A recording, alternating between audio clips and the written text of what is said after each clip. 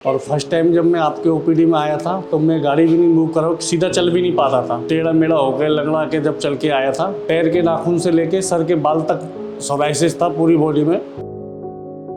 Pen होता था कि मेरे को पेन किलर और ईचिंग की टैबलेट 3 बार लेनी पड़ती थी दिन में। मेरी कंडीशन ऐसी थी कि मैं अपने हाथों से मेरी मिसेज खाना खिलाने के लिए उठाना पड़ता था। मैं अपने आप बिस्तर से नहीं उठ सकता था। चद्दर ओढ़नी है तो मुझे चद्दर, सर्दियाँ थी तो मुझे चद्दर ओढ़नी है तो मेरी मिसेज ही चद्दर उड़ाती थी और मेरी मिसेज ही चद्दर उठाती थी। हेलो नमस्कार, आप सभी का भारत होम्योपैथी में स्वागत है। आज हमारे साथ है हमारे पेशेंट जिनका नाम है राघव। तो राघव जी सोराइसिस से परेशान थे। मेरे पास ओपीडी में उन्होंने भारत होम्योपैथी से इलाज शुरू कराया। जो राघव जी की सोराइसिस की जर्नी है, राघव जी अपनी जर्नी खुद से बताएंगे।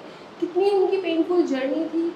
जब वो हमारी ओपीडी में विजिट करने सबसे पहले आए थे तो उनको कोई पकड़ कर लाया था। आज राघव जी खुद ड्राइव करके आते हैं, खुद से चल कर आते हैं। जानते हैं कि जो राघव जी की सोराइसिस की जर्नी कैसे शुरू हुई। नमस्कार राघव जी। नमस्कार मैम।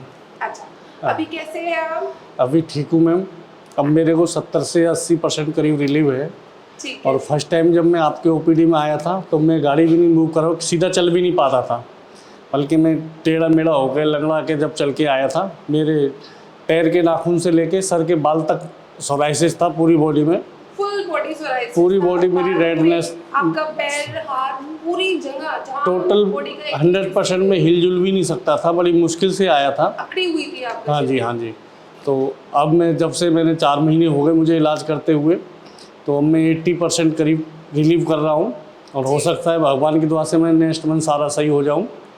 अब मैं काफ़ी अकेला आता हूँ, खुद ड्राइविंग करके आ रहा हूँ। अब जो सेल्फ कॉन्फिडेंस है वो भी बूस्ट हो गया है। वो भी हाँ, जो पहले इतने परेशान रहते थे, इवन पहले कभी आर्गुमेंट भी करने लगते थे कि मुझे बहुत खुजली हो रही है, मैं बहुत परेशान हूँ, ये हो गया मुझे। जी मैम, परेशानी तो थी क्योंकि टेंशन तो रहती है ही सारी है, कोई गेस्ट आए कुछ भी, बड़ी परेशानी थी।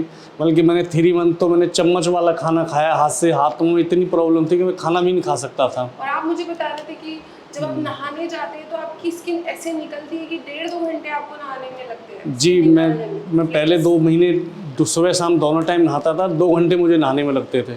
अब मैं 1 टाइम नहा रहा हूँ, अब मुझे 1 घंटा लगता है नहाने में। पहले मैं 2 घंटे पहले सारा 1 आधा घंटे गीला करता था, फिर सारा सफाई करता था। जो फ्लेक्स निकलते थे उसको हटाने में टाइम लगता था। और नहाने के बाद इतना पेन होता था कि मेरे को पेन किलर और ईचिंग की टैबलेट 3 बार लेनी पड़ती थी दिन में। कितने टाइम से आप पेन किलर ले रहे थे?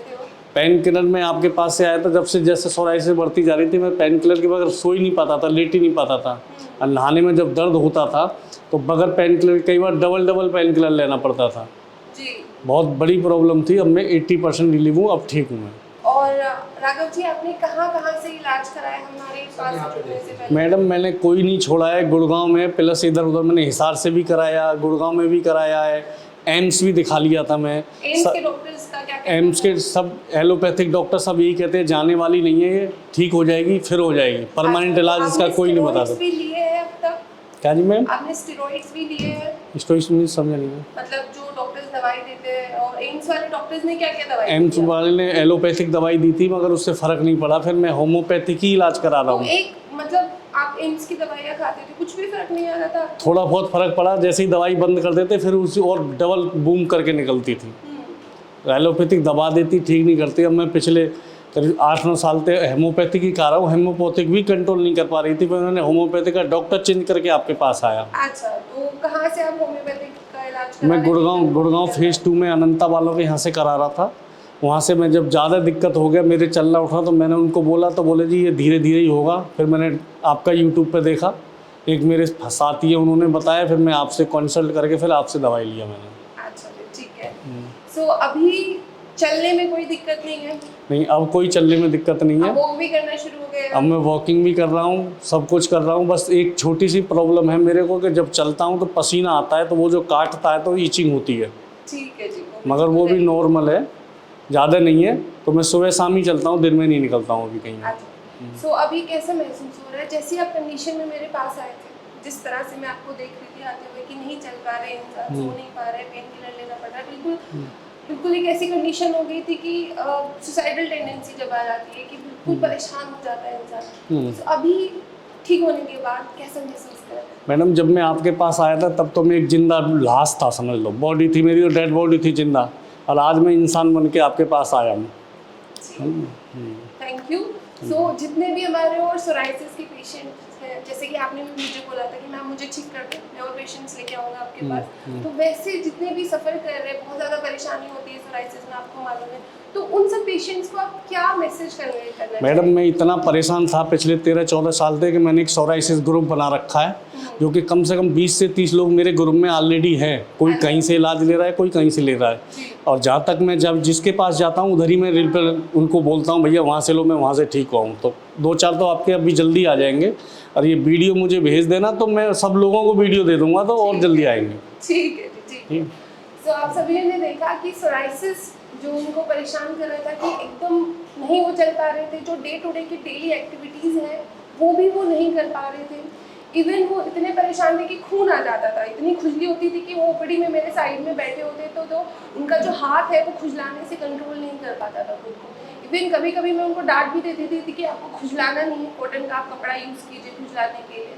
सो आज आपने देखा कि फाइन नाउ, और वो खुद से चल कर आए हैं, और जो चमक है चेहरे की वो खुद से उनकी बता रही कि इज़ टोटली फाइन।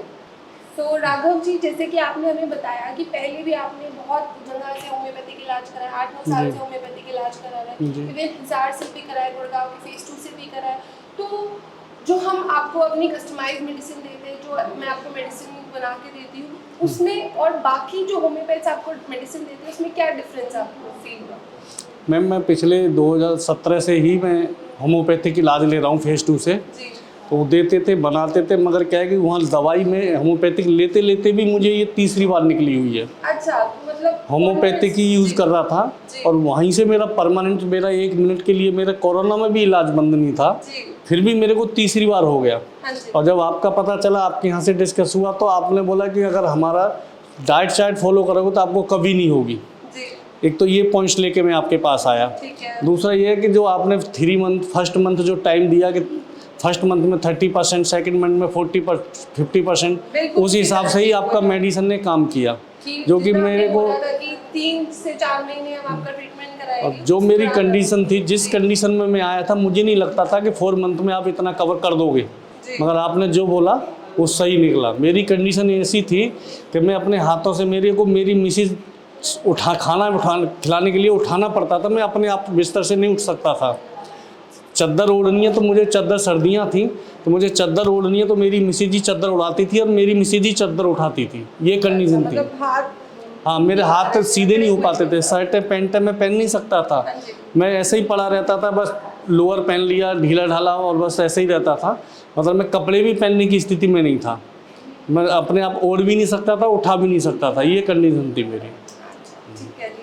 तो ये डिफरेंस होता है कि जो हम बोलते हैं कि हमारी जो भारत होम्योपैथी की जो कस्टमाइज्ड मेडिसिन है वो इतनी जल्दी वर्क करती है, और बेनिफिट जो होता है वो बाकी जो जनरल मेडिसिन से वो डिफरेंट होता है। जो हमारा डिफरेंस होता है मैम, होम्योपैथिक आप कहीं भी चले जाओ, सब जगह मिल जाएगी, सस्ती भी मिल जाएगी, महंगी भी मिल जाएगी। बट क्या है, मैंने आपको फर्स्ट टाइम ये भी बोला था आपसे कि मैडम जितना आपका एक्सपीरियंस है उससे पुरानी मेरी दवाई है।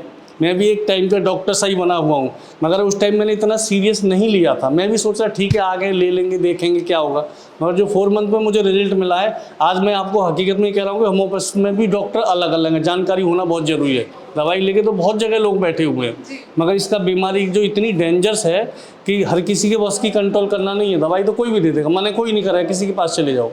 तो मैंने भी बहुत ही एक्सपीरियंस किया है, मैं भी जानता हूँ कि कौन डॉक्टर कितने काबिल है इसके बारे में, तो उस हिसाब से मैं आपको 100 में से 100 नंबर दूंगा जी। Thank you.